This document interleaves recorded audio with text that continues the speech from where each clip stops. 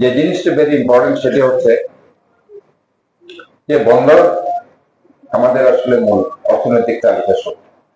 এটাকে যে কোনো ভাবে আমাদেরকে রক্ষা করতে হবে এবং আমরা যদি দেশপ্রেমিক হয়ে থাকি, দেশকে যদি আমরা ভালোবাসি, তাহলে এটার কোনো অল্টারনেট নেই। দেখুন, আমরা বিএনপি যারা করি, আমরা 16 বছর আন্দোলন করেছি। একটা দিন দেখেছেন আমরা বন্দর দখল করি? একটা দিন দেখেছেন আমরা বন্দর কেন্দ্রিক কোন আন্দোলন করি? দেখেছেন? কারণ ফার্স্ট অফ অল আমরা দেশকে ভালোবাসি। আমরা এমনি আন্দোলন করেছি, রাস্তাঘাট সমাবেশ করেছি, বক্তব্য দিয়েছি।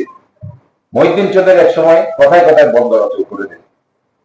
বাট বিএনপির পক্ষ থেকে আমি তো দীর্ঘদিন পার্টির সেক্রেটারি প্রেসিডেন্ট ছিলাম 16 বছর, এবং লাস্টে আমার সাথে সেক্রেটারি বকর সাহেব, আমরা কখনো বন্দর কেন্দ্রিক কোনো কমেন্ট করেছি, কোনো বক্তব্য দিয়েছি, কোনো নেগেটিভ কথা বলেছি?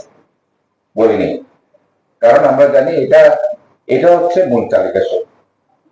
কাজে একটা দেশ যখন 24 লক্ষ কোটি টাকা দেশ থেকে একটা গোষ্ঠী পাচার করে নিয়ে গেছে, দেশে আর কিছু নেই।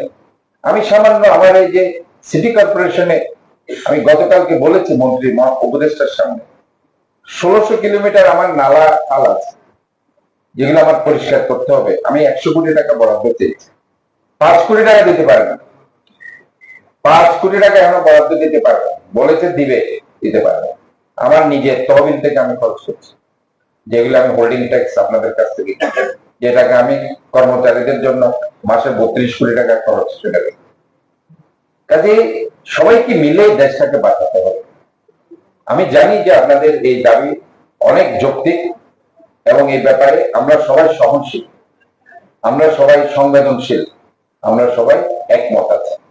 ইভেন এখানে আইন শৃঙ্খলা বাহিনী যারা আছেন ওনারাও কিন্তু দেখেন ঐক্যবদ্ধ আছে আপনাদের এই দাবির ব্যাপারে। কারণ তারাও চায় সবাই মিলে দেশটাকে আবার নতুন করে করবে। যে দেশ ধ্বংস হয়ে গেছে, এই ধ্বংসের স্তূপ থেকে আস্তে আস্তে দেশটাকে এখন নিয়ে আসতে হবে আপনাদের নেক্সট জেনারেশনের জন্য। আপনাদের নেক্সট জেনারেশনকে বাঁচিয়ে রাখতে হবে। কাজে আমি মনে করি সমস্ত মনের মধ্যে দ্বিধা বিভক্তি সবকিছু ভুলে গিয়ে বৃহত্তর স্বার্থে আমরা আলোচনাটাকে সচল রাখি, এবং হরতাল অবরোধ এগুলো আসলে সমাধান কখনো পায় না।